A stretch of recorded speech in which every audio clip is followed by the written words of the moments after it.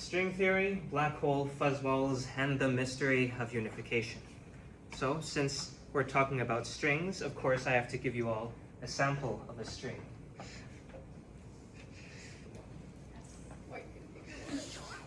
String.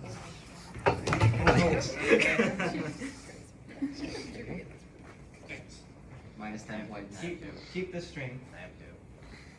Why, thank I you. have enough. What if I eat it? What happens You then? can eat one and keep another. Yay!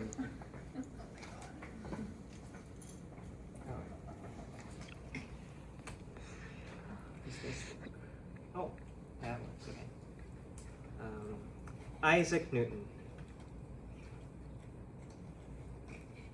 Anyways, let's take a look at Einstein and his quantum friends over there on the left. On the left. Is that right? No, they're on the right. On the right. Yeah. Einstein, as you can see, is massive. That's because he came up with the general theory of relativity, a theory that deals with very massive and very big things. His quantum friends over there on the right, on the other hand, which there's like Niels Bohr and Dirac and other people in that image, worked on quantum mechanics. And that's why they are tiny. They worked on a theory that dealt with very tiny things. But what happens when you take something very tiny and combine it with something very massive? You get a black hole. When you get enough mass compressed into a small enough area, according to Einstein's general relativity, the matter collapses in on itself into a singularity, a point of zero size and infinite density.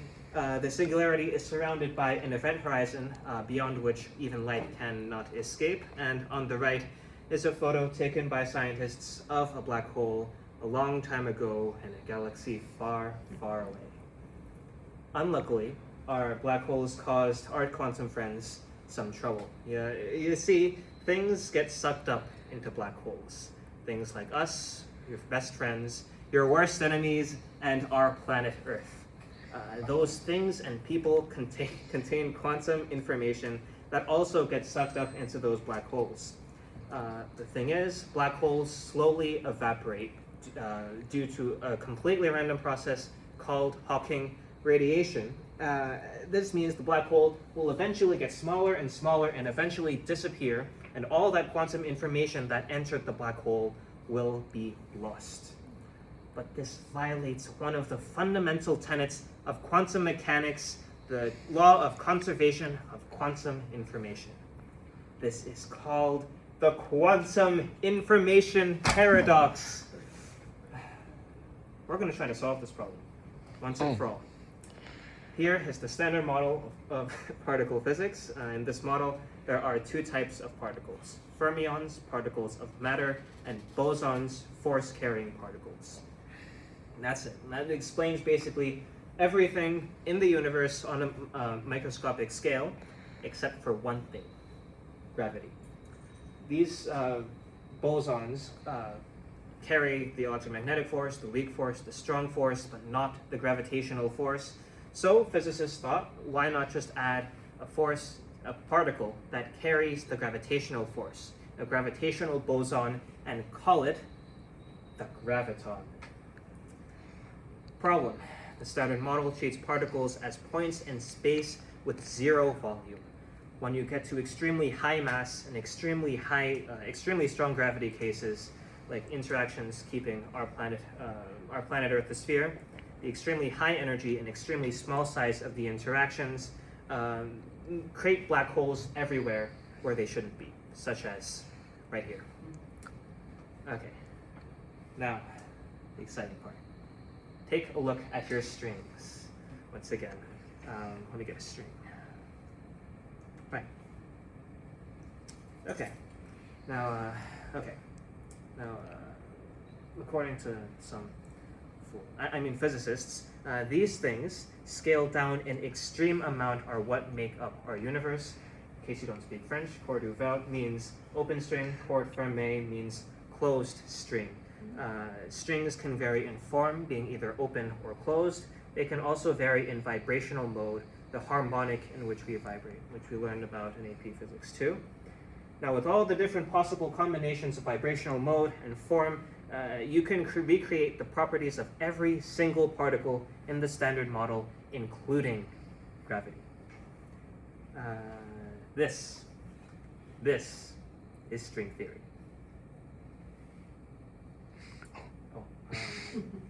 Okay, but there are a few problems with string theory. In order to reproduce literally every single particle in the standard model, these particles can't just vibrate in the 3 spatial dimensions that we see around us. They need to vibrate in 6 extra hidden spatial dimensions, 9 total spatial dimensions, as well as 1 temporal dimension, time. Look again at your strings.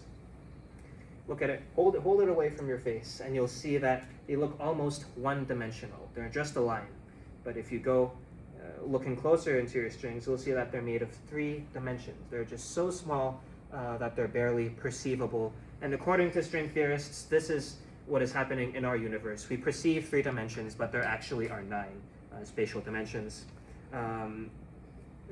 And these extra dimensions are curled up in what are called Calabi-Yau manifolds. These things, imagine them scrunched up like 10 to the 50 times smaller, and located everywhere in space throughout the entire universe. That is how these strings can vibrate not only in 3 spatial dimensions, but in 9.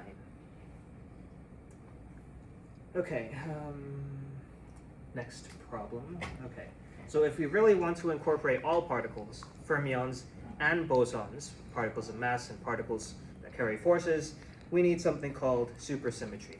It's a bit too much to explain here, but basically what ends up resulting from this is that physicists find 5 different contradicting ways, distinct and contradicting ways to incorporate supersymmetry to make a theory of everything.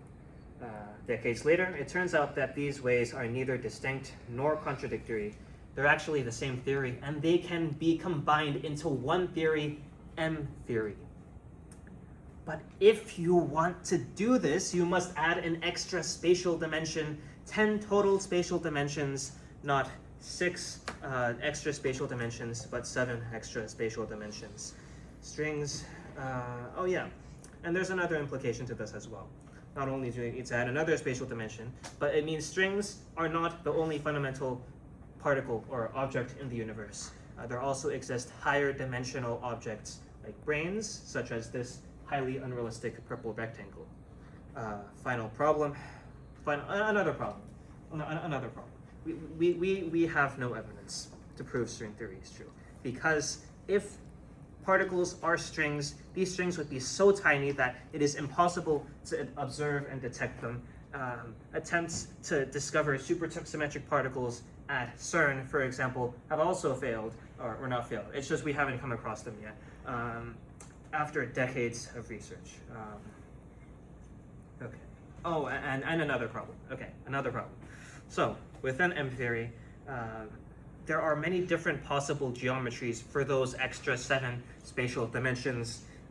Only one of them fits our universe out of 10 to the 500 different possibilities. 10 to the 500.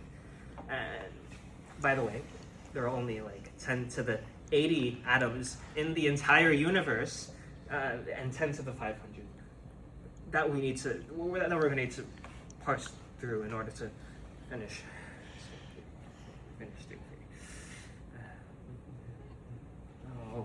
I know, 10 to the 500. I know. Let's just assume for now that string theory is correct. Okay, well, let's set that aside for now and assume string theory is correct, okay? Okay, recall Einstein's black hole right over here. There's a singularity of infinite density and an event horizon that surrounds it. When you throw your worst enemies into the black hole, their quantum information gets destroyed, which is not supposed to happen. Now, string theory solves this problem, apparently. Well, according to string theory, which we don't know is true, black holes are not holes. They are gigantic fuzzballs, hollow spheres that contain on their outer rim an extraordinary tangle of strings and brains. This time, when you throw your worst enemies into the fuzzball, their bodies get torn apart and their little chunks and strings, as well as their quantum information gets scattered all along its surface. Technically, in this case, no quantum information is lost, making your revenge slightly less satisfying. But at the same time, we did it! We solved the quantum information paradox! Oh. That's at the 5? That's at the 500. Hey.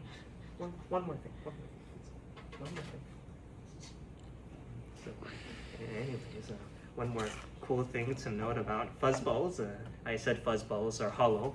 It's not really true, you know. They're not empty inside. Rather, space-time literally stops at the fuzzball's surface. There isn't nothing inside because inside literally does not exist.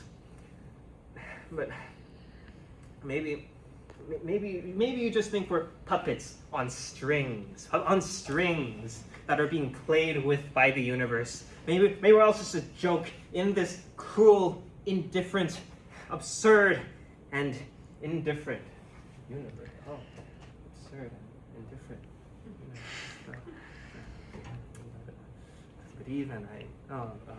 But even Einstein's eyes are full of hope, always looking upwards.